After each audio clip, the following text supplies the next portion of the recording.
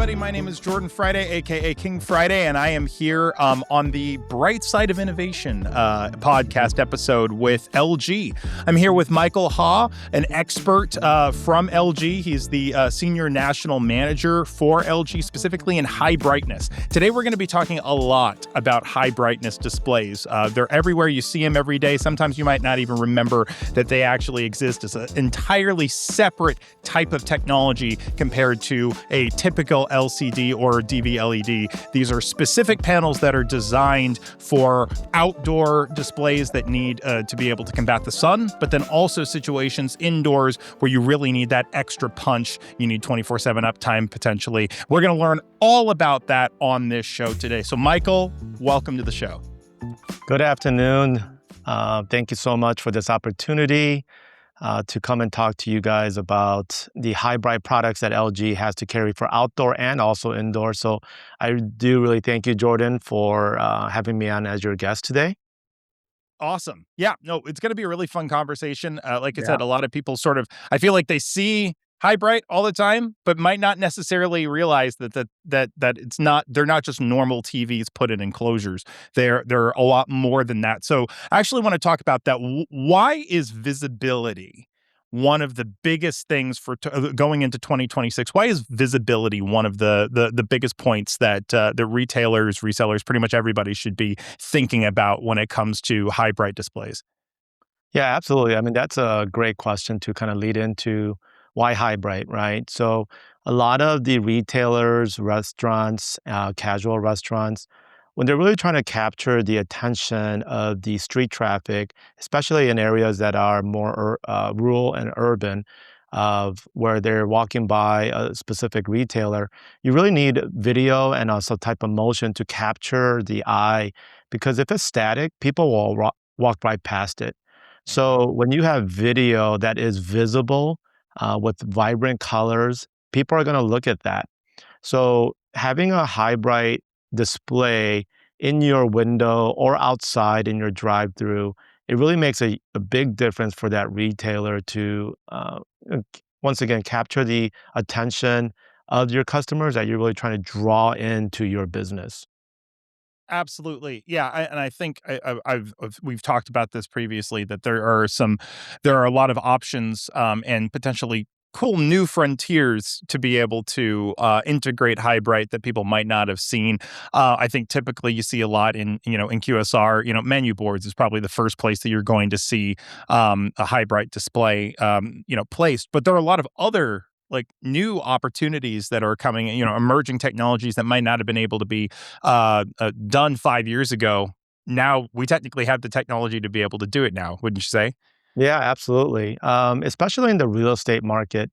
A lot of these real estate markets, the brokers, where they're trying to list a lot of their high-end homes or just their new inventory homes that they are carrying, for customers to, come and see. So as they're coming by their storefront, people that couldn't put up videos, images of new home inventory on that display. So you want that display, once again, in a real estate market, a brokerage firm, to come by to see what the inventory looks like. So once again, it's easy to continually switch out that inventory of homes, messaging of other retailers, but also now more and more of how do we get the message out to customers about other brands, consumer product group brands that want to, put up messaging and promotions about their product at the retail level. So there's a lot of other opportunities. We think mainly about QSR for the drive-through, but really the display high bright is so much more of messaging and bringing people into your business. Absolutely, absolutely, and yeah, engagement is such a it's a term that gets thrown around a lot, and it means a lot of things. But I think specifically with high bright, it is very specifically it is trying to engage, trying to pull people in, in a sea of digital messages, digital messages and physical ones. It's like you kind of have to be brighter than the next guy, to Yeah. be perfectly honest, a lot of times. So, and let's jump into that. So, I think there is a sun-defying science that comes to Highbright through LG. You guys have put so much time and effort into making this, top of the range, just across the board when it comes to the Highbright displays that you have. I want to talk about the two that you have. So you have the XE3P, which is the outdoor solution, and then the XS4P, which is the indoor solution. They're both high brightness displays, but they are for wildly different purposes. So can you break those down for everybody? Yeah, absolutely. So as you mentioned, LG, we have a big family of hybrid displays for indoor and outdoor. So just kind of touching on the outdoor first, the XC3P, as you mentioned, Jordan, we have that in a 49 and 55 inch. That's going to be very most common size. That's going to be able to provide a solution for about 80% or more of the market that needs a hybrid, whether it's for your retail, for your drive-through, for your car washes, for other business applications where you need a hybrid. The 49 and 55 inch, they're great sizes. The 55 inch, a lot of display space for your content, your pricing. But if you need a little bit less, something that's maybe a little bit lower cost, the 49 inch is a great display as well. You're going to get about 20% less of display space, but you're also going to be at a price point that may meet your budget. And then from that point, we do have larger sizes, which are built to order, such as the 75-inch outdoor hybrid and also the 86-inch hybrid. But once again, those are going to be more in your specialty projects. But 49 and 55 will really hit most of 80% of your needs. And then we actually have a smaller hybrid version for outdoor, which is 22-inch. And the 22-inch is a great application for the gas pump toppers or even small type of messaging as people are walking into a retail just to capture, once again, just a quick messaging about some of their promotion items that if you want to put that at the entrance level. That's a great one. I think that I really want to touch on that really quickly. For the 22-inch on gas pump tops, a lot of times you're seeing new gas pumps. I've seen some that they have a really large display built right in. Mm. That is it's designed just for displaying content, nothing else. I've seen some new pumps that there are no physical buttons at all. The entire thing is just one, like 35 or 40-inch display, and there's nothing. But I think for some people that might, or some organizations that may not be able to, to afford doing a brand new solution like that, I think thinking about things like what you're saying, where it's like you can be adding this additional infrastructure, this additional, these additional touch points without having to, completely change the way you do business. This should be adding to your portfolio instead of saying, we have to rip it all out and then put it all back in, wouldn't you say? Yeah, absolutely. So, the 22-inch, a lot of people don't think about the 22-inch because they don't know how to use it. But as we get into 2026, more and more businesses are going to be thinking about real media network. So, real media network is advertising, more or less, a number of people that sees your brand. So, what more prevalent area that people can see your brand at a gas station? Yep. And I heard that recently in the East Coast that gas companies and gas stations actually have to start converting some of their static messaging on top of the gas pumps into digital. So Okay. that is going to be a requirement in certain states in the East Coast. So by just adding on a 22-inch hybrid, opposed to getting a whole new gas pump, the cost Yeah. savings is huge, right? So everybody's been to a gas station. Everybody sees those messaging, advertising on top of the gas pumps. Well, those have to be changed out on a monthly basis. So you have to hire somebody. You have to take those out, and also think about the landfill. All of those little sticker posters. Now it's landfill, but if you were to convert those into digital, it's a very small cost. You're meeting the requirements of the state. You also now have another opportunity to actually show other brands where they can actually pay for some advertising to actually add to the cost of actually implementing a 22-inch digital display on top of your gas pump.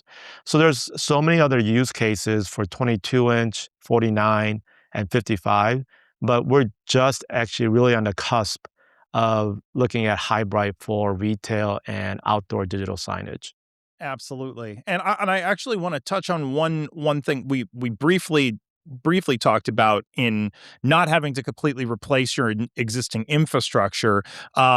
Based off of the original, I believe you based the new versions of the high bright displays off of similar dimensions of the previous version, like the previous models.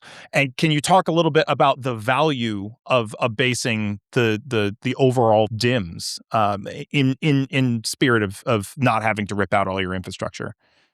Yeah, Jordan, thank you so much for reminding me of that topic because any business, small business owner, when they go digital, it is a big upfront capex cost. So in order to keep their costs down low, it's keeping that pedestal that they're or mounting system at a consistent cost, a one-time cost, which is going to last for about 10 to 15 years. But the displays over time, like anything that is a display or think of it as a light bulb that needs to be replaced over time, that in 5 to 6 years, you're going to have to replace that display. So what we really communicated to our headquarters in Korea is, the pedestal is probably a one-time cost for about 10 years. It'll last about 10 years. But if you change the dimensions or the thickness or the cabinet size of our outdoor displays, then that pedestal or the wall mount that they're using, they have to change all that out as well. So by that additional cost, it's another, once again, budgetary item that they have to think about. It's another CapEx cost. Now the total cost of ownership goes up again every time you change the cabinet display of the hybrid. So we really work with our product managers. They actually innovated our product without changing the cabinet dimensions of our hybrid, which really helps with our partners and our end users. Absolutely. And I think that can be what essentially it could be what stops certain organizations from even exploring going into an upgrade that might not be. Sometimes they'll upgrade because something's broken. It's like they might be coming from another manufacturer where it's like they don't have the great anti-discoloration technology that's built into LG's systems. It's like, and like, okay, we physically have to replace this. That's a way. But I think a lot of times resellers specifically can have a challenge trying to sell an organization that already technically has what they need to do business day to day, sell them on something that they may not necessarily. It's not a replacement upgrade. It's look at all the rest of the new technology that's brought into this, the new functionality that's brought into this, potentially more powerful displays than what you originally have.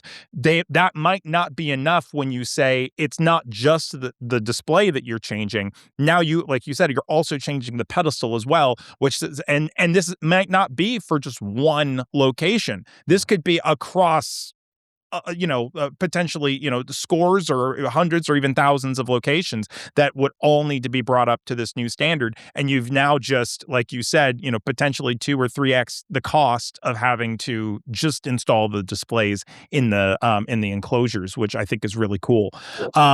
Let's also talk. I think let's talk about some of these other features. I'd love to specifically let's hit the anti-discoloration, why that's important, how it happens, maybe for people that aren't particularly familiar with hybrid technology.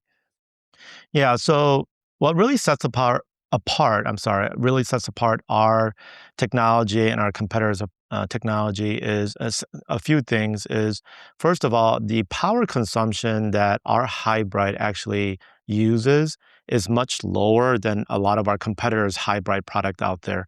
It's really due to our technology, our design.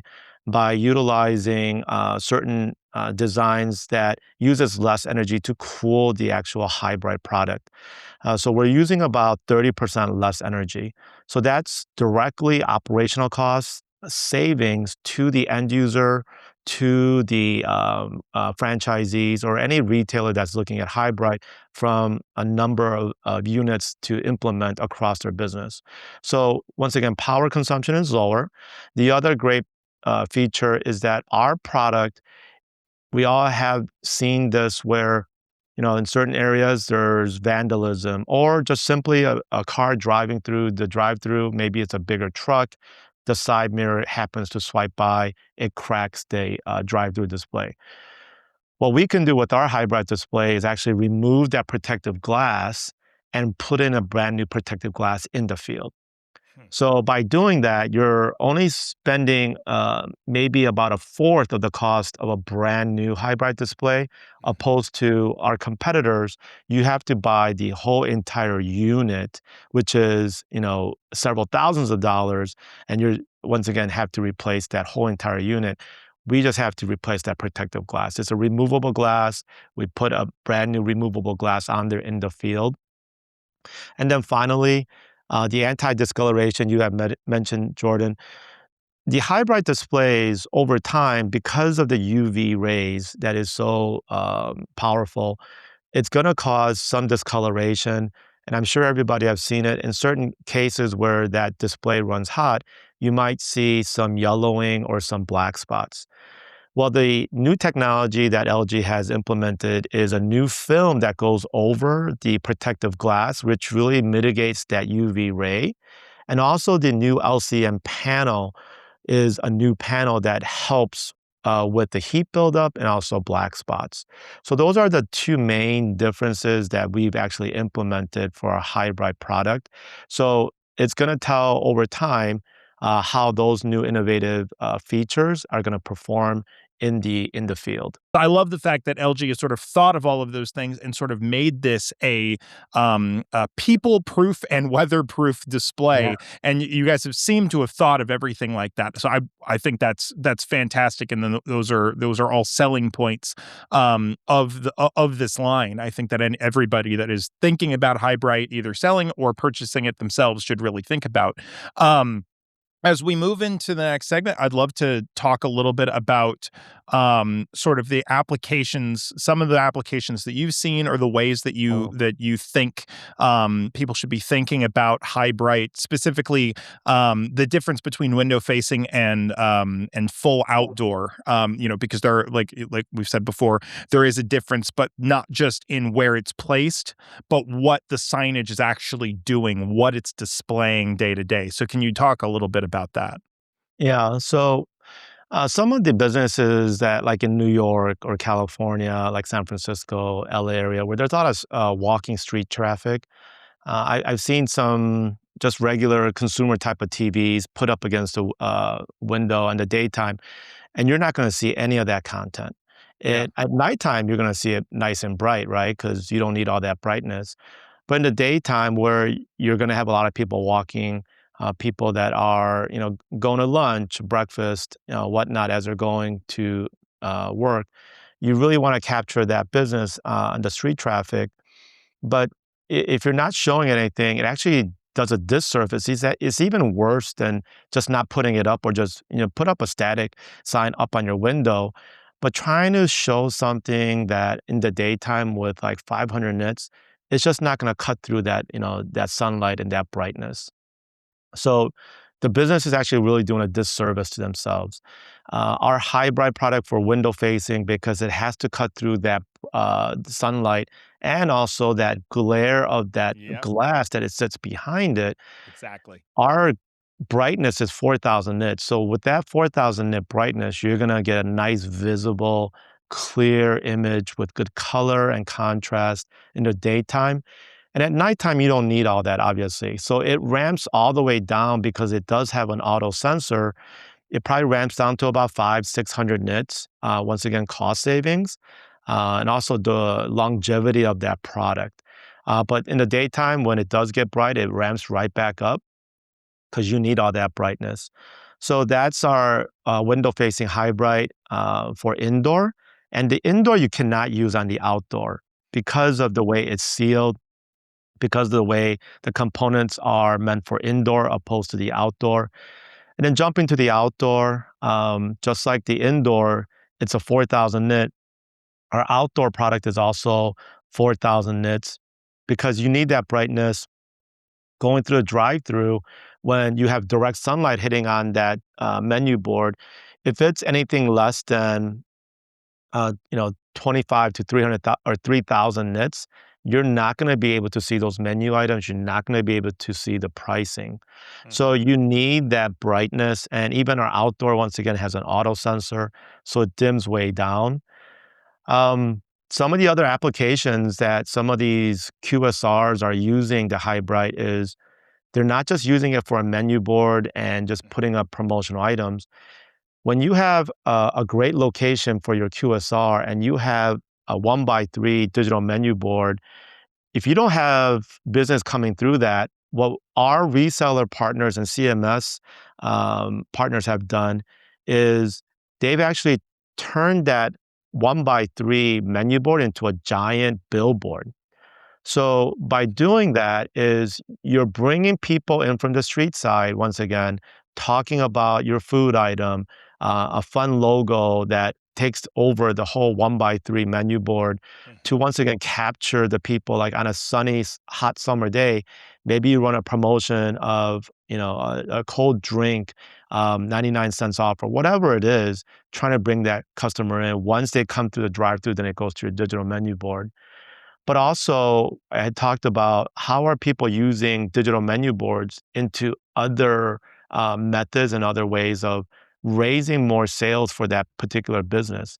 So if you have a regional business, whether it's a car dealership, whether it's a beauty, salon, any other local businesses that want to put up maybe a 30-second ad about their business as a giant billboard, now you're adding other revenue streams and to your top line. So there's other ways of utilizing your displays opposed to just using it for a digital menu board. Absolutely. I love what you said about that. That there are so many new opportunities, just ways of thinking about signage, and like I said before, a lot of it the technology wasn't necessarily there. Being able to to pull in a media network that was that you could sort of open up to other other businesses being able to advertise on your screens, or even to be able to hot swap or quickly swap signage based Mm. off of time of day and a temperature and different things like that, geographic location. It would have been a lot more difficult to do that, especially for any smaller QSRs that aren't like maybe like the top five. Be a lot different, a lot more difficult to be able to set something like that up. It's regional chains. It would be cost prohibitive. But now LG doing what you guys have been doing with WebOS, what you've been doing with your high bright displays and beyond, it allows for these things to be a lot more attainable. And instead of, okay, now we need all this custom code, we need a totally different solution that has nothing to do with the display, might not be compatible with the display. It's a whole thing. And I want to talk about that a little bit, sort of what makes the software behind the screen so important, what the and some of the use cases and functionality that comes from, like I said, the software behind the screen. We already know the screen is amazing, but let's talk a little bit about the software. Yeah, so we had talked about like total cost of implementing digital signage with the high bright. Right. So I've been here at LG for 15 years now. Coming into this business 15 years ago, and people wanted to start converting some of their static menu boards or static signage outdoors in the retail area, and try to have that also weatherproof. The cost, it just didn't make sense at that time because the product technology has gotten better over the last 4 or 5 years. But back then, 10, 15 years ago, you would still need an air conditioner unit to actually cool that product for the outdoor. So Hmm. operating even an air conditioner unit to cool that high bright display, the Hmm. energy cost was just phenomenal and it's just out the door. So it just didn't make sense from an operational standpoint. But because of technology that has gotten better here at LG, because the costs have come down significantly, now it totally makes sense to go digital. Wherever you have static, it totally makes sense to go digital. So from a hardware standpoint, it is there now. It's been there for a few years. But as you mentioned, Jordan, LG, we have our platform called WebOS. So WebOS, system on chip, is a platform that you could load your software, operating software onto to run your video, to run your content without actually a media player now. So by running on WebOS, your total cost of ownership once again has come down again. So less points of failure, less hardware, and now you're utilizing LG's WebOS SoC. So it's one connection, it's one network connection, opposed to more hardware, more cost. So yeah, so WebOS has come a long way as well. Very robust, very sophisticated, very powerful chipsets that I could run a lot of the content that a lot of these end users are looking to from a menu board standpoint, just messaging, video, whatever it may be. It could take on that type of bandwidth with the hardware that we're currently using. That's fantastic. Yeah, and I think we talk about static versus dynamic signage. This might be the only dynamic signage that for certain QSRs or certain organizations, this might be the only dynamic touch point that they have. They Wow. might say inside, we're just staying static. I see that all the time. I'll walk into a restaurant and it's the same. It's been the same signage. They changed it one time back in 1924, and that was it. They never decided to change it again inside. But then outside, this is a new opportunity for them to be able to say, okay, what can we do? I don't see a lot of static messages happening anymore. They're constantly changing. There are opportunities for maybe it's your message one day. It might be somebody else's message, a partner or somebody else that says, hey, we're not in the same type of business, but I really want to get my message on your board. Normally, that wouldn't be something that's possible, but with Hybrid, it is. So I'd like to talk a little bit, though, about, if somebody was trying to get into that side of it, how does that work? How do the AI integrations work like that? Yeah, I just want to touch on what you said really importantly, as you mentioned about the touch points.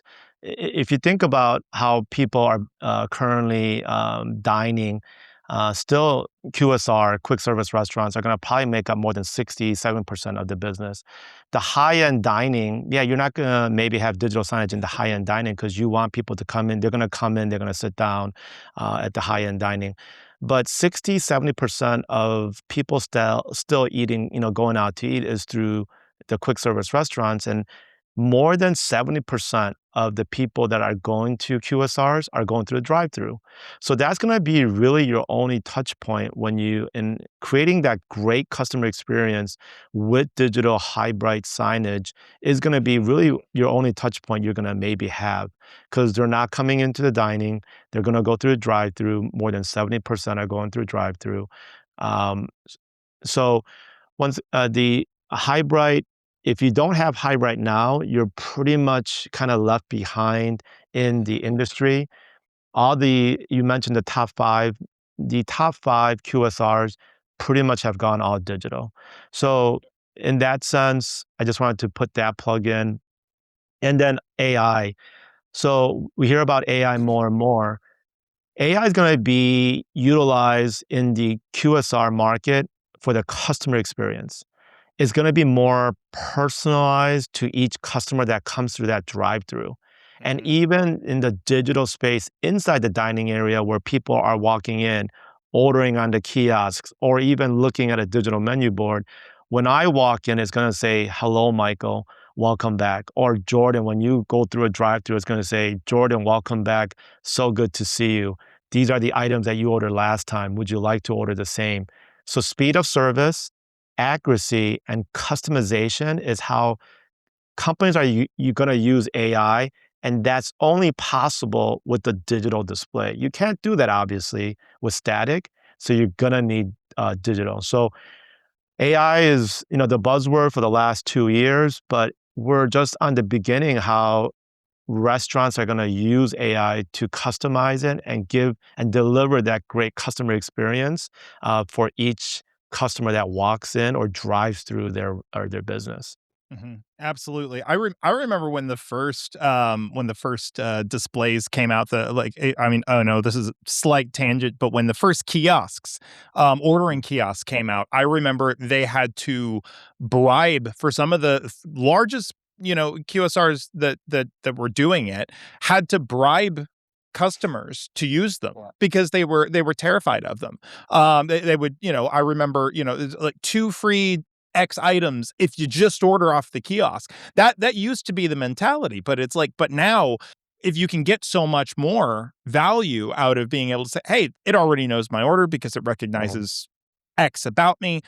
We had talked briefly in the calls before this about how potentially there's an option for cell phones to be able to be brought into this, to where outside of needing to sign into an app and order ahead, just by virtue of having your cell phone with you, it might automatically know exactly who you are, what it is that you've ordered in the past. Do you want to order it again?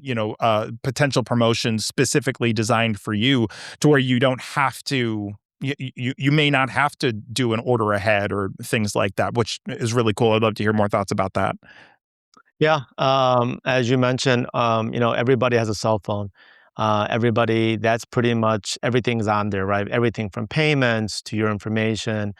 We do so much with our cell phones, and that's going to be as AI is going to continue to get better. We're going to be able to find technology where it takes our cell phone. As soon as I'm within that area of a digital menu board inside a kiosk or in the drive-through, it's going to be once again be able to pick up on my cell phone. Um, the concern is obviously the privacy, right? But Sure. there's going to be technology that is going to allow where we're not getting too deep into their privacy, but it's going to be once again delivering that customization and that customer experience where when I come in to that drive-through or that kiosk, it's going to recognize me immediately and it's going to make me feel like I'm special in that business and that restaurant. So, yeah, I think that's just the beginning where we are. LG is also looking into that, integrating our cell phones into display technology displays. So, yeah, we're working on some really cool, innovative technology. So that is going to be the wave of the future. And as you mentioned, the kiosk, it's a cultural thing, I really believe, because in Europe, in Asia, they're just kind of conditioned. As soon as I go into, QSR, I'm going up to that kiosk and I'm ordering my food. Here, we're still just kind of, as you mentioned, it almost took some type of reward to go to the kiosk and order on the kiosk. But more and more, you're probably seeing less and less people at the counter taking orders, and it's more directing you to kiosks. So we're trying to change that habit. But a lot of people tend to enjoy just going up to the kiosk. The Gen Zers, they like ordering on the Hmm. kiosk. They get Yep. their order, they pick up their food, and they're out, right? Or Hmm. they get their food and they sit down at the table, eat their food, and they're out. So yeah, I think and with the cost of labor continuing to go up, you're going to continue to see more kiosks, not just in restaurants, but retail in general.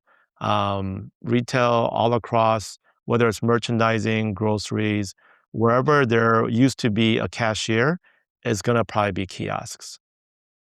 Absolutely. And I think, just briefly to touch on what you said before, the concept of like sort of a tracking pixel, or personalized shopping online and different things like that, we already are used to that in a digital space. We are not really used to that in a physical space sort of Mm, at all. We're just at the cusp of where the technology is there, to where obviously everybody's had a cell phone for a while, but the cell phones mm. having the capability to be able to communicate with the devices around them. But I think that's been around for a while, but the hardware in the real world catching up with where cell phones, where digital spaces have been for a while, and being able to sync together. I think that's just starting to happen, where we're actually able to to do those types of things. I love the fact that LG is sort of at the forefront of this, and that you guys are putting so much time and effort into something that it's like these are going to be the displays. I think if people think of them this way, that these are going to be the displays that you are interacting with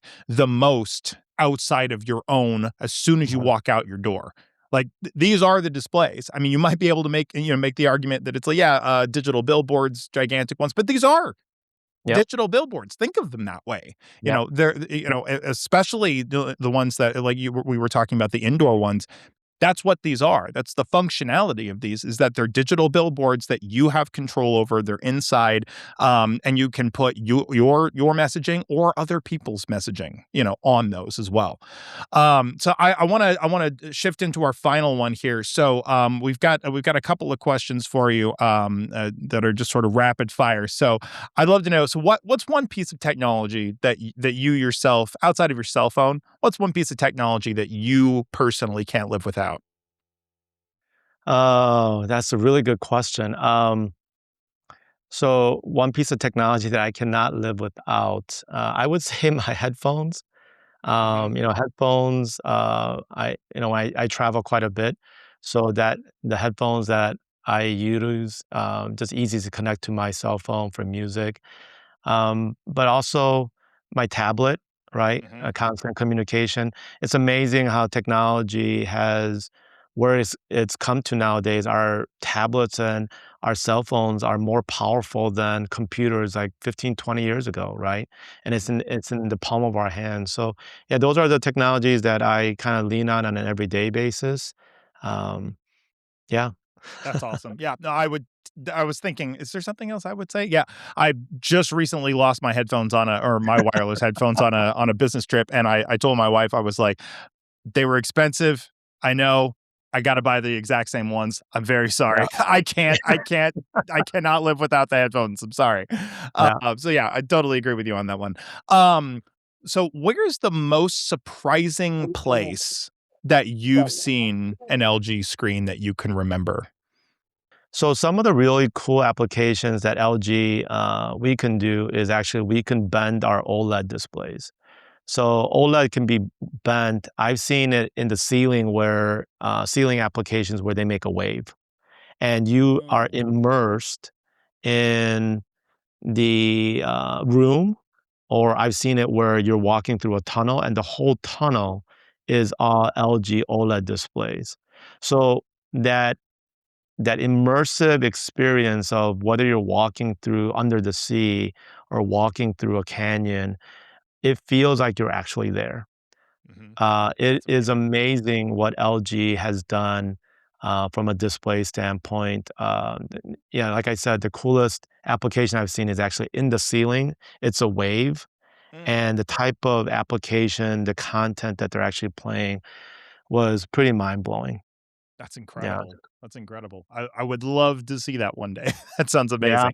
Yeah, bendable displays, I see different people doing them in smaller applications, but that large I haven't seen. I would love to see that. Mhm. Um, what is your favorite under the radar LG feature? Maybe one that is not necessarily, the first talking point, but, but one that you particularly like?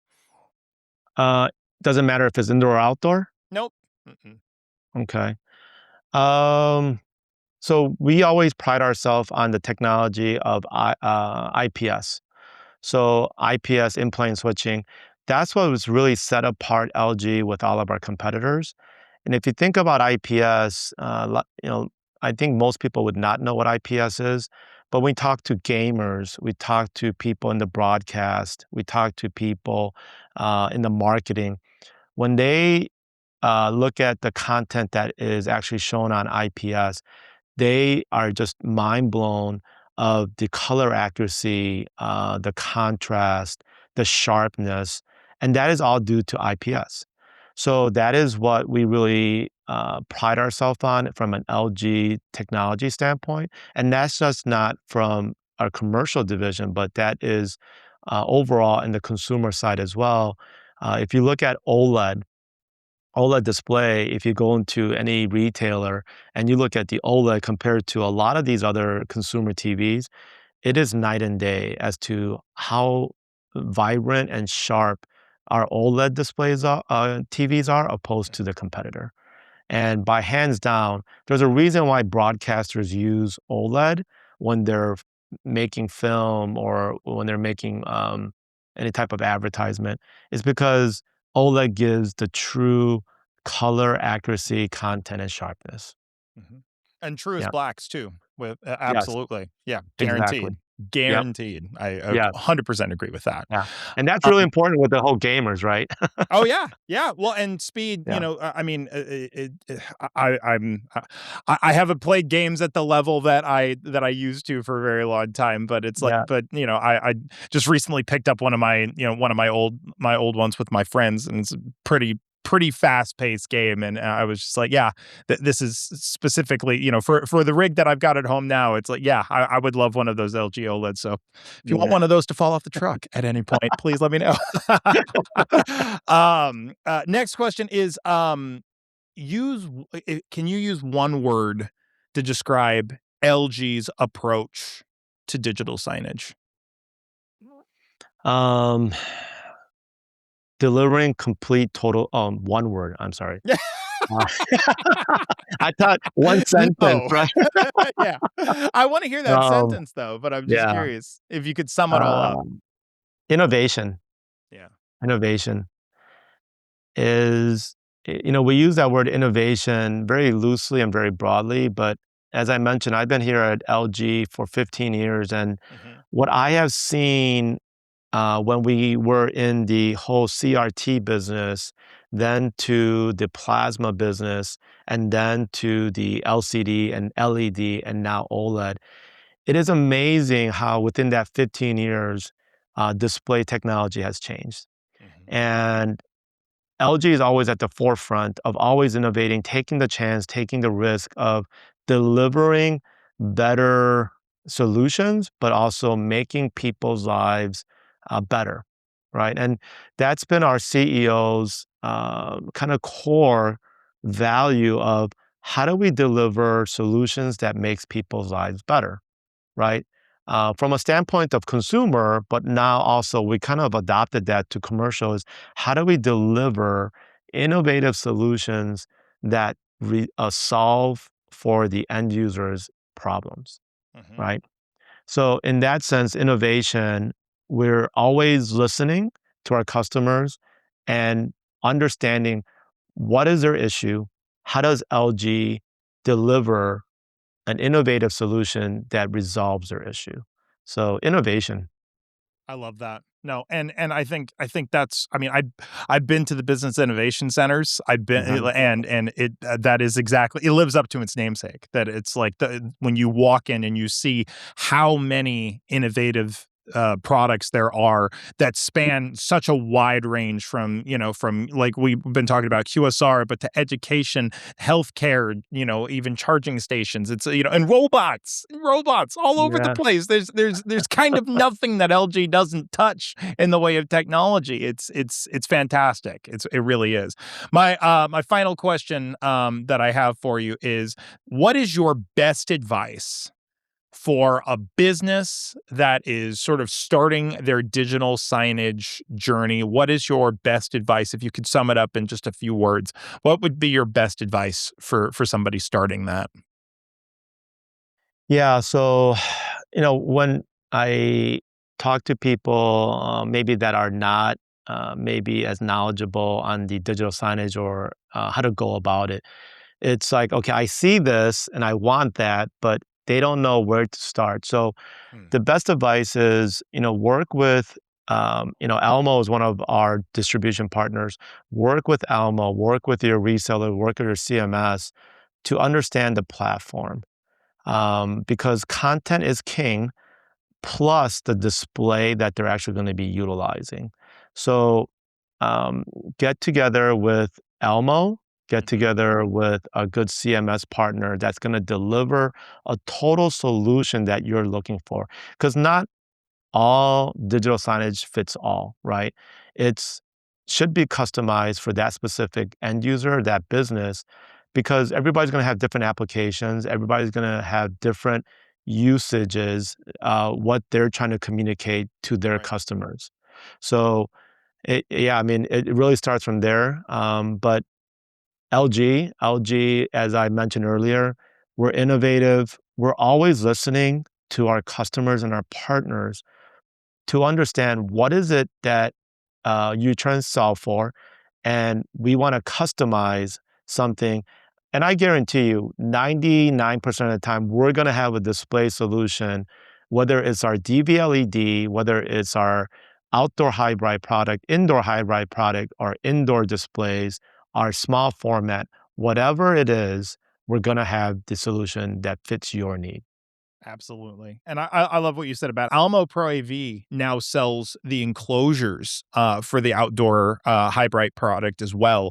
I think that's such a value to be able to say you've got a single distributor that sells the entire product. We sort of did the song and dance talking about it's, the complete solution. The signage is built in, the signage software is built into the signage itself. But then we talked about the enclosure. I just think that's so valuable to be able to have all of it in one place.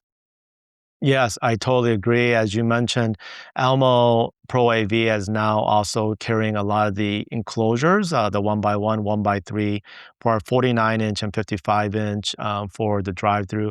But Almo Pro AV also has several partnerships with other mounting companies. Whether you want to do a wall mount, a ceiling mount, whatever it is, Almo Pro AV will definitely be able to supply the mounting, the pedestal, along with the LG display. So yes, as you mentioned, Jordan, please work with your Almo Pro AV rep, and they will definitely be able to support and help you.